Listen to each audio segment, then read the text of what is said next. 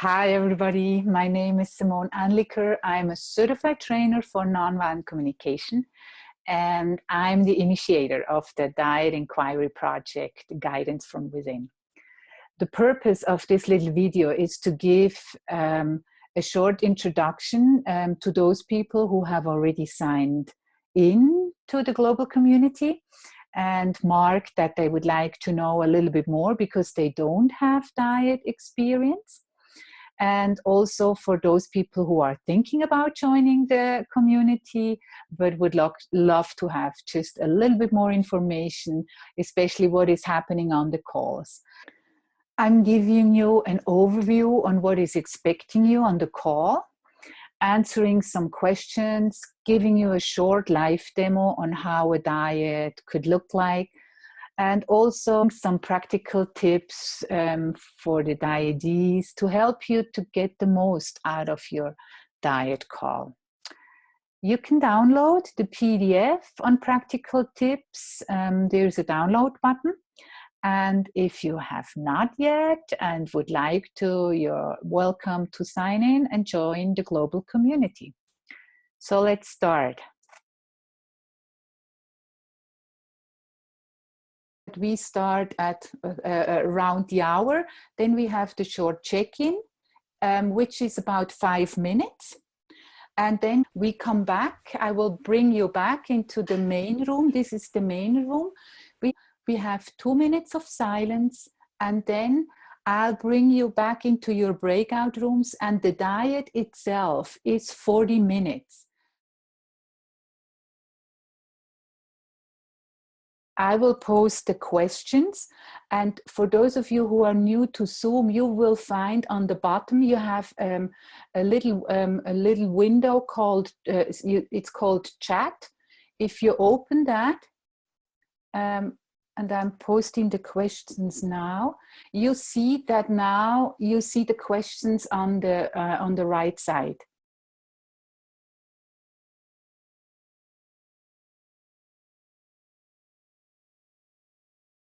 We go with the question that you suggested, tell me how freedom lives inside me, or we go with these 4 questions on the side there?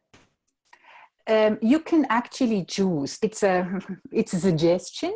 They will change, and some people like their own questions. So it's your time. So you're absolutely free to choose your own questions, or you're free to go through the questions that are offered.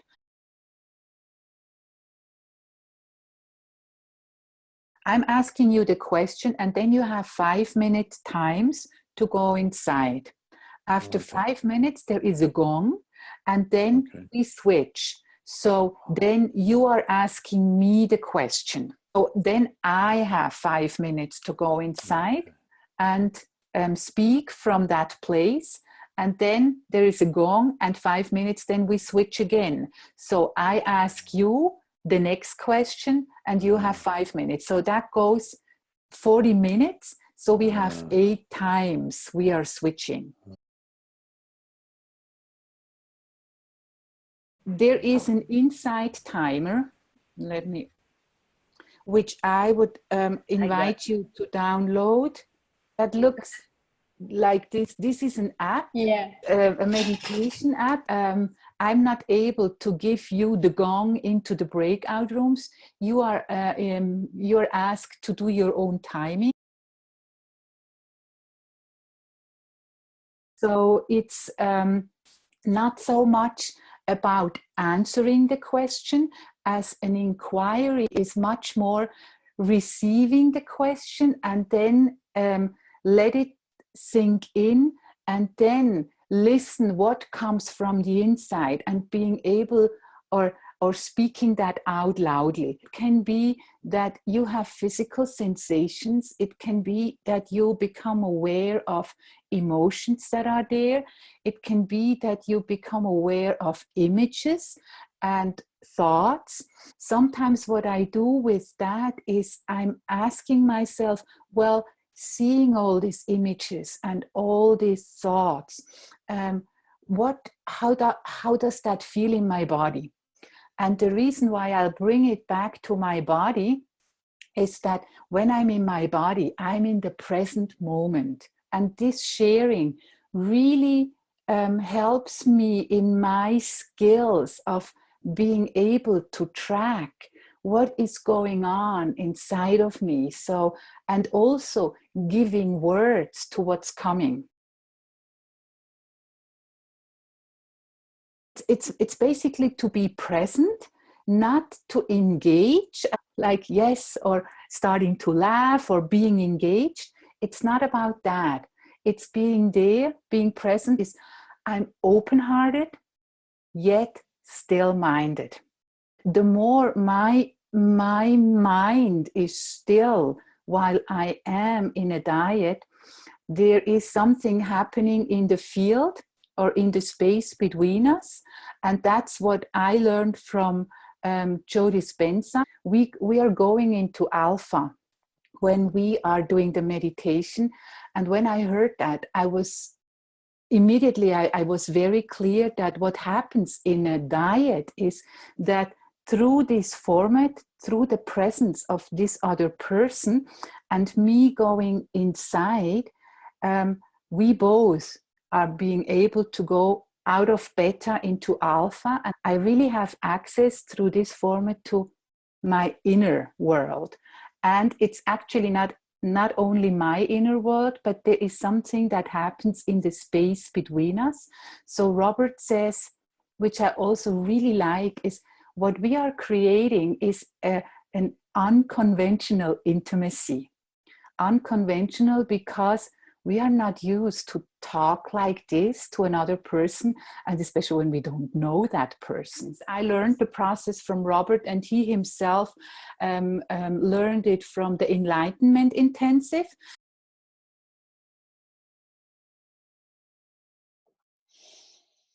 Okay. So letting go of control and relaxing into trust. What comes alive in you?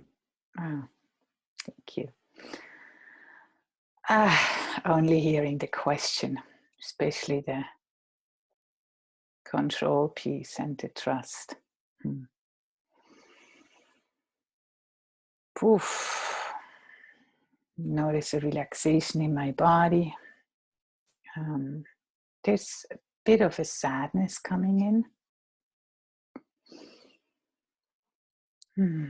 How often it's difficult for me to really let go. Actually, most of the time it's difficult for me to let go of control and really falling into trust. This falling into trust is, yes, there is sadness around that.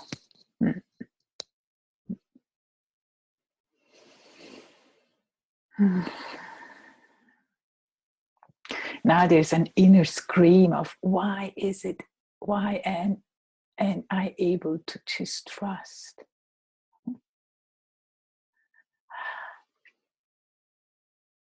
Would be so much easier.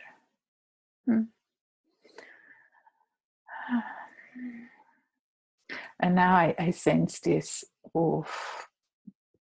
almost like a wave of love energy coming over me, rolling over me and wrapping me into that bubble of love. Wow. And my whole system starts to, it's always a, wow, that's huge. So now it's that inner, yes. If I open up, I'm able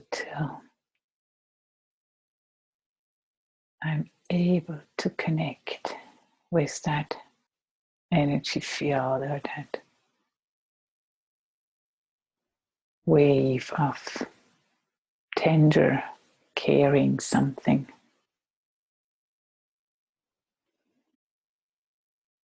Very still.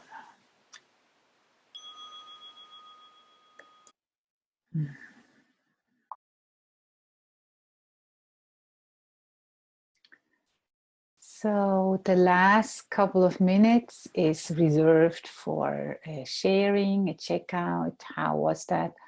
For some of you, was the first experience? And yeah, it's great. I love it. Thank you.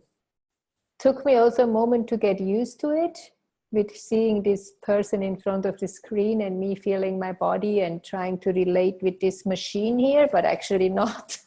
So that took a moment to adjust. But then I felt like after a minute, I was in a total different space already, like very spacious inside, very quiet inside. Actually, it was totally still, I felt for a moment also. Yeah. So it's beautiful.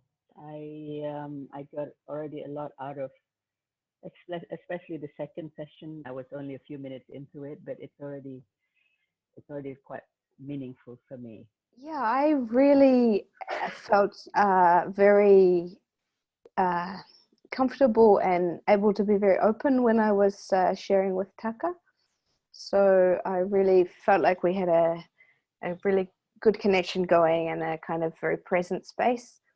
I have a lot of gratitude to your presence and to you just listening to me and being there. So thank you very much. The first experience for me, like doing this, like in the computer. But yeah, and I'm really grateful for the first question because it's being asked at the right time. So just like what I said to you, it's like a reminder for me. So thank you for choosing the first question for me. And so while I was talking, I actually thought, oh, this is not really working for me. But then later, when I started listening to Nikki, I actually felt that something had already happened. So I already felt a change in my body, even though I could not, take so many things out of my body and verbalize it. But I think on another level, something definitely happened. I felt an incredible sense of peace inside and quietness inside. And even though there were sounds in your environment, they were not impacting because my whole system just came to such a place of stillness.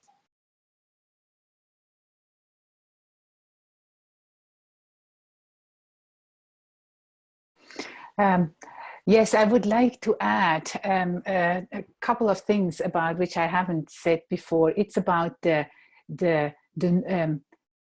space we are creating, even though we are at our houses or sometimes wherever we are.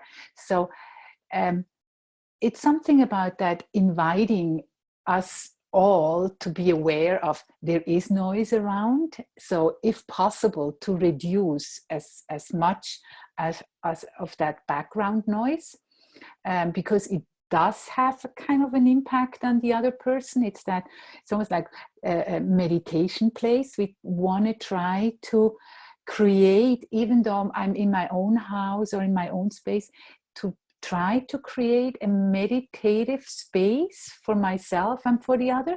So that's one part.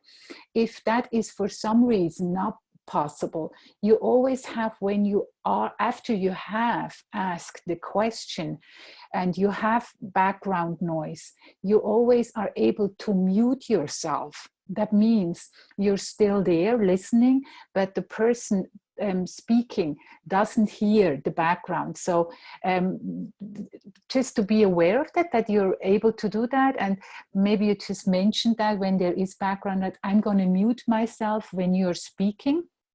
And the person knowing then, okay, you're still there with me, even though you're muted. And the last piece, yes, some of us have to get used to this way of connecting with each other.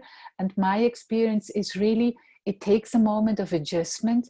And the more we are doing this and get used to it, and also because it's new, the system normally perceives something that is new as a little bit of a threat or a little bit of a danger, or not, at least not feeling so comfortable. And then the tendency is, oh no, it doesn't work for me. Just give the system a moment of just getting used to it and adjust to it, and it will calm down. Goodbye to everyone, and hopefully see each other in a week again.